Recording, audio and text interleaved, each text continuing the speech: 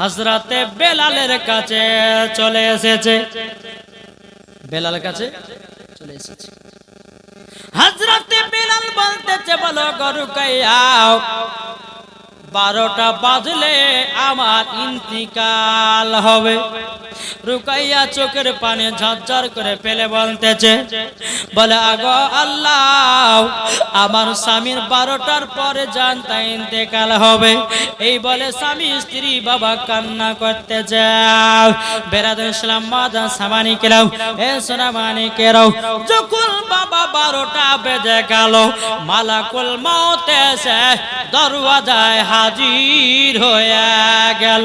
সুবহানাল্লাহ। আর ওই দরওয়াজায় দাঁড়িয়ে আছে ফকির বাবা। মালাকুল মউত বলছে, হটো। ফকির বাবা বলতেছে, কাকে হটো বলছো? বলে বেলালের জান কবজ করতে এসেছে, হটে যাও। ফকির বাবা বলতেছে, এ মালাকুল মউত, তুমি ফিরে যাও।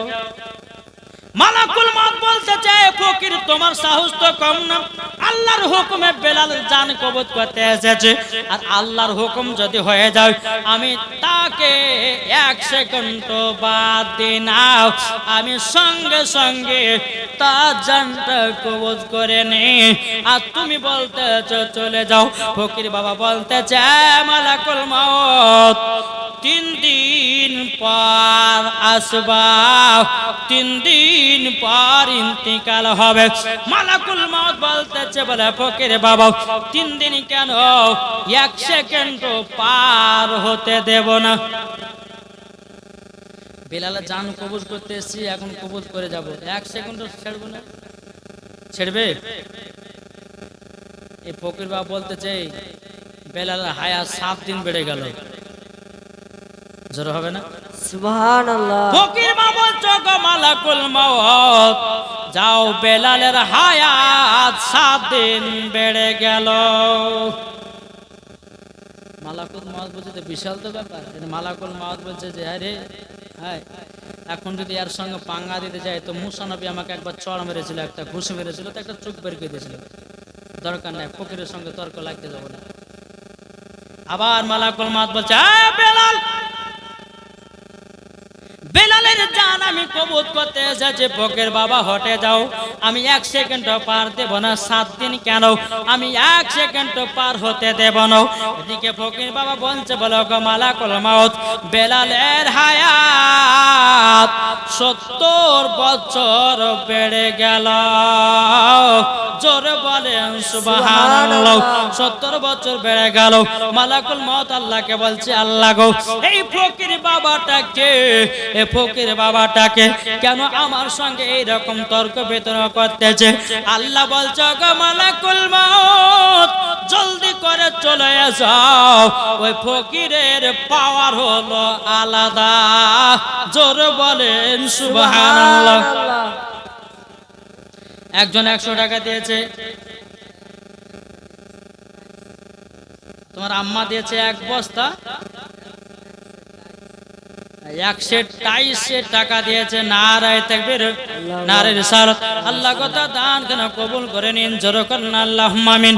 আল্লাহ যার সাথে জেনে দিয়েছে দান, আল্লাহ গো ওই মা জননীকে মা ফাতেমার মতো করে নিও নারী।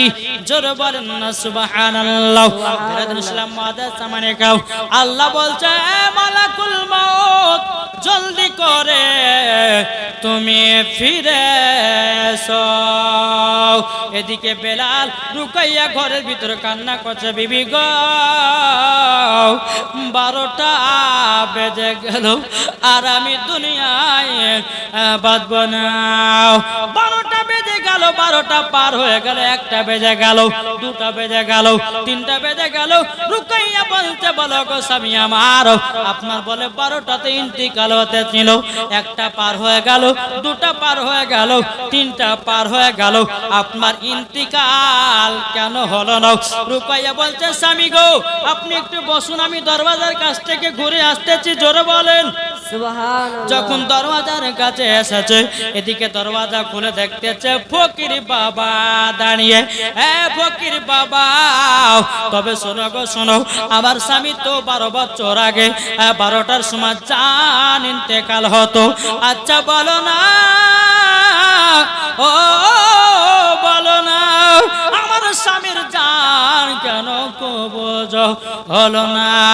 ফকির বাবা বলছো রুকাইয়া, তোমার স্বামীর হায়াত বেড়ে গেছে 70 বছর। সুবহানাল্লাহ। রুকাইয়া এত আনন্দ, এত ফুর্তি, এত খুশি, স্বামীর কাছে এসে বলছে, স্বামী গো, আপনার নসিব খুলে গেছে।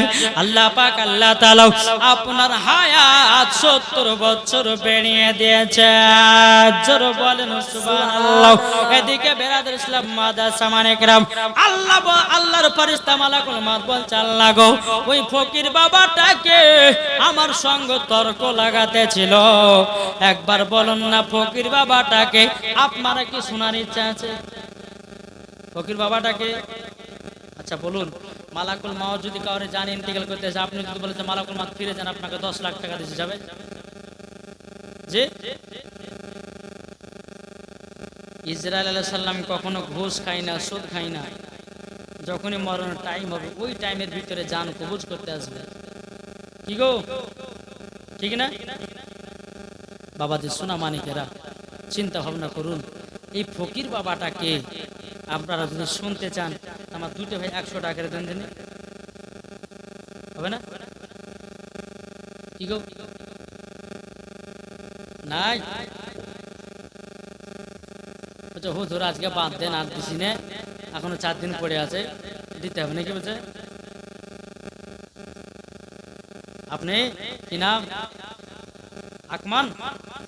আকমান ভাই আমার 100 টাকা দিয়েছে। নারে তাকবীর, নারে রিসালাত। আকমান ভাই 100 টাকার দাতা। জোরে বলুন জিন্দাবাদ। আল্লাহ গো, তিনার দানকে কবুল করুন। জোরে বলেন আল্লাহুম্মা আমিন। বেরাদর ইসলাম মুআদ্দাস সামানি کرام, আল্লাহ পাক আল্লাহ তাআলা যেন সকলের দানগুলো কবুল করে। জোরে বলুন আল্লাহুম্মা আমিন। আহা সুবহানাল্লাহ। বাবাজি এখানে 3 জনাতে 100 করে 300 টাকা দিয়েছে। নারে তাকবীর, নারে রিসালাত। আল্লাহ তিনাদের দানকে কবুল করে নিন। জোরে বলেন আল্লাহুম্মা আমিন। বাবাজি মুসলমান সোনা মানিকেরা, চলুন ওই ফকির বাবাটাকে বাবাজি হযরতে ওয়াইস করুনি। জোরে বলেন সুবহানাল্লাহ। এ ওয়াইস করুনটাকে আমার নবীজিকে মোহাব্বত করেছে, আমার নবীজির শরীর মুবারকের জুব্বা ওয়াইস করুনি পেয়েছে। হযরত উমর ফারুক নবীর জুব্বা পায় নাই, হযরত আপনার কি নাও উমর ফারুক নবীর জুব্বা পায় নাই, আবু বকর সিদ্দিক পায় নাই, হযরত আলী পায় নাই নবীর জুব্বা। বেরাদর ইসলাম ইমাম হাসান ইমাম হুসাইন পায় নাই, আমার নবীজির জুব্বা পেয়েছে বাবাজি হযরত ওয়াইস করুনি। জোরে বলেন সুবহানাল্লাহ। আর একজন ভাই আমার 200 টাকা দিয়েছে। আল্লাহ গো তিনার দানটা কবুল করুন। বেরাদর ইসলাম মুআদ্দাস সামানে کرام, মালাকুল মউত বলছে, আল্লাহ এ ফকিরের পাওয়ার হলো কেমনে? বলছে শুনে নাও, আমার নবীজির শরীর মুবারকের জুব্বা তিনার শরীরে পরিধান করেছে, তারই জন্য পাওয়ার আমি বাড়ায়া দিয়েছি।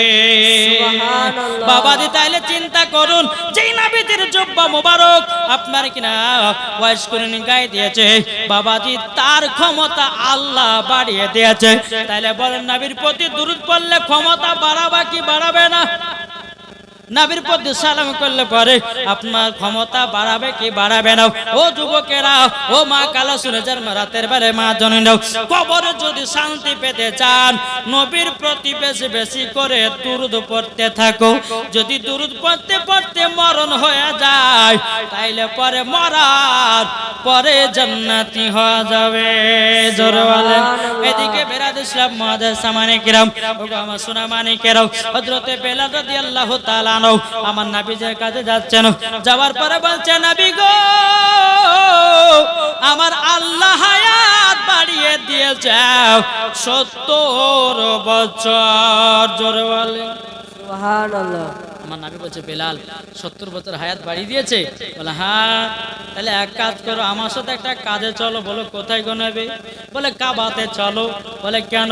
বলে কাবাতে গিয়া সর্বপ্রথমে কাবার ছাদের উপরে আজানের ধ্বনি দেব। জোরে বলেন, আজানের ধ্বনি দেব, আজান দেব কাবা শরীফের ছাদের উপরে। হযরতে বেলাল রাদিয়াল্লাহু তাআলা আনহুকে বেরাদুল ইসলাম মুআজ্জাজ সামানে কিরাম কাবা শরীফের ছাদের উপরে কাছে নিয়ে আসলেন। এদিকে আমার নবী বলছে বেলাল কাবা শরীফের ছাদের উপরে ওঠো। বেলাল কাবার ছাদের উপরে উঠেছে। বেলালকে বলছে বেলাল আজান দাও। বেলাল আজান দেয় নাও। একবার বসতেছে, একবার উঠতেছে, একবার বসতেছে, একবার উঠতেছে। আমার আল্লাহ বলতেছে, আমার নবী বলতেছে গো বেলাল তোমাকে আজান দেওয়ার জন্য কাবা শরীফের ছাদের উপরে উঠালাম। আজান না দিয়ে একবার বসছো, একবার উঠছো, এর কারণ রাখো। বেলাল বলছে নবী গো আমি যখন মসজিদে নববীতে আজান দিতাম ওগো দয়াল নবীজি আমি কাবার দিকে মুখ করে আজান দিতাম। কিন্তু নবী গো আজকে তো কাবা শরীফের ছাদের উপরে কোন দিকে মুখ করে আজান দিব দূরে পাই না, তার জন্য আজানও দিতে পারতেছি না। আমার নবী বলছে বেলাল তুমি কি জানো না আমি হলাম কাবার কাবা। নারে তাকবীর, নারে রিসালাত, মাসলাক আল হাজরাত। এ বেলাল তুমি কি জানো না আমি হলাম কাবার কাবা। আল্লাহ যদি আমাকে তৈরি না করতো আল্লাহ কাবা বানাতো না। জোরে বলেন সুবহানাল্লাহ। এ বেলাল কাবা শরীফের ছাদের উপরে উঠে তুমি আমার দিকে মুখ করে আজান দাও। জোরে বলেন সুবহানাল্লাহ। আজান দিতে লাগলেন। আল্লাহু আকবার, আল্লাহু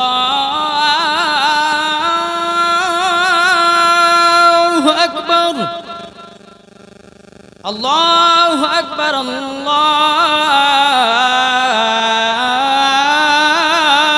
আকবার। আশহাদু আল্লা ইলাহা ইল্লাল্লাহ,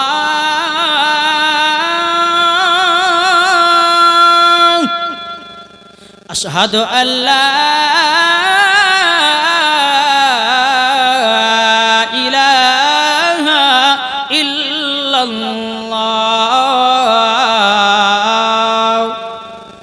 আশহাদু আন্না মুহাম্মাদার রাসূলুল্লাহ,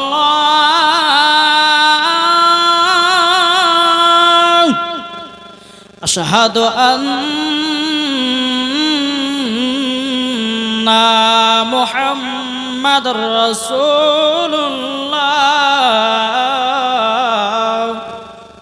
হাইয়া আলাস সালাহ,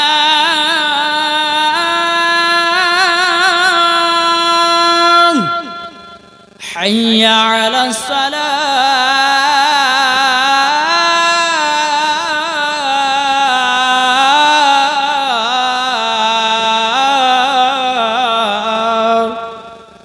হাইয়া আলাল ফালাহ,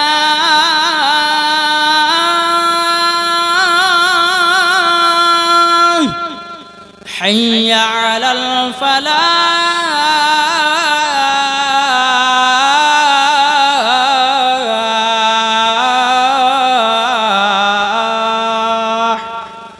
আল্লাহু আকবার, আল্লাহু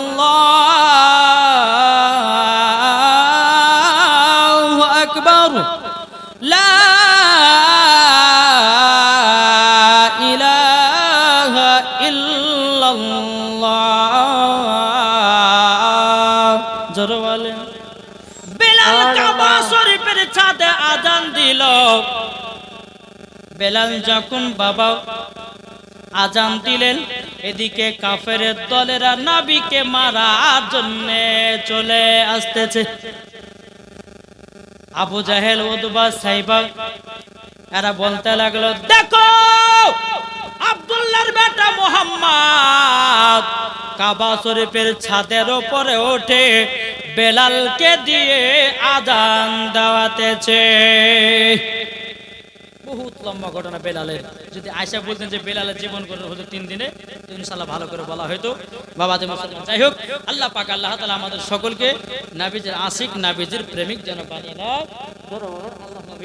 যখন আমার নবী মুস্তাফা দুনিয়া থেকে পর্দার আড়াল হয়েছিলেন বাবজি, হযরতে বেলাল নবীর জন্য কেঁদে কেঁদে পাগল হয়ে গেছিল। জোরে বলেন সুবহানাল্লাহ। নবীর জন্য কেঁদে কেঁদে পাগল হয়ে গেছিল বাবা। আবার বেলাল, আমার নবী যখন পর্দার আড়াল হলো রে বাবা, হযরতে বেলালের চোখ দিয়ে পানি ঝরঝর করে পড়তে আছে। নবীকে যখন বাবা পর্দার আড়াল করা হলো, মক্কাবাসীরা বলছেন, মদিনাবাসীরা বলছো গো বেলাল তুমি আযান দাও। বেলাল যখন বাবা আযান দিতে লাগলো মসজিদে নববীতে বাবা, আল্লাহু আকবার, আল্লাহু আকবার, যখন বাবা আমার নবী মুস্তাফার নাম মোবারক খানা যখন চলে আসতেন, আশহাদু আন্না মুহাম্মাদুর রাসূলুল্লাহ, যখন বাবা এই কথা বলতেন, হযরত বেলাল বেহুশ হয়ে যেত। বেলাল বাবা নবীর ইন্তিকালের পরে আর মসজিদে নববীতে আযান দিত না রে বাবা, আযান দিত না। বেরাদুন ইসলাম মাযা সামানিকরাও, যখন বেলালের জ্ঞান ফিরতো, নবীর সাহাবীরা বলতো, বেলাল গো আযান দিতে দিতে তুমি বেহুশ হয়ে যেতে কেন? তখন বেলাল বলতে চায়, নবীর সাহাবীরা গো আযানের ভিতরে আমার নবীর যখন নাম মোবারক খানা চলে আসতো গো, আমি বেলাল নিজেই বেহুশ হয়ে যেতাম, আমার নবীজি সামনে দাঁড়িয়ে থাকতেন। সুবহানাল্লাহ। বেরাদার, এই হচ্ছে নবীর প্রেমিক, নবীর আশিক। এই বেলালকে কাফেরের দলেরা কত না মেরেছে, তবু হযরতে বেলাল কালমা ছাড়ে নাই। বেরাদ ইসলাম, বেলালের জন্ম থেকে নিয়ে মৃত্যু পর্যন্ত যদি শোনা হয় তো শোনা মজা আছে। এবার যদি কোনদিন করেন কোন বক্তাকে, তো বেলালের জীবনী করিয়ে কমসে কম 5 দিন করাবেন। জি, 5 দিন বেলালের জীবনী কাউকে করাবেন, ইনশাআল্লাহ মন ভরে প্রাণ খুলে হযরতে বেলালের, এই বেলালের জীবনী মানে নবীর জীবনী। কি গো, নবীকে নিয়ে জীবনী। বেরাদ ইসলাম, দ্বীন ইসলামের খিদমতের ওয়াজগুলো জীবনীগুলো করতে হবে। বেরাদ ইসলাম, যে যুবক ছেলেরা এককালীন বাবা, যে যুবক ছেলেরা ইসলামকে টিকে রেখেছিল, আর এখনকার যুবকের বাবা যে ফ্রি ফায়ার পাবজি খেলে ইসলামকে ধ্বংস করতেছে, কি ঠিক না? জি, তাই আপনাদেরকে বলতে চাই, বাবা যে মুসলমান, কার কখন মরণের টাইম আসবে কেউ বলতে পারবে না। একদিন সবাইকে অন্ধকার কবর যেতে হবে। তাই যুবকেরা, ও মা খালা, আপনাদেরকে বলতে চাই, মা জননীরা, খাতুনে জান্নাতের মতো নারী হন মা।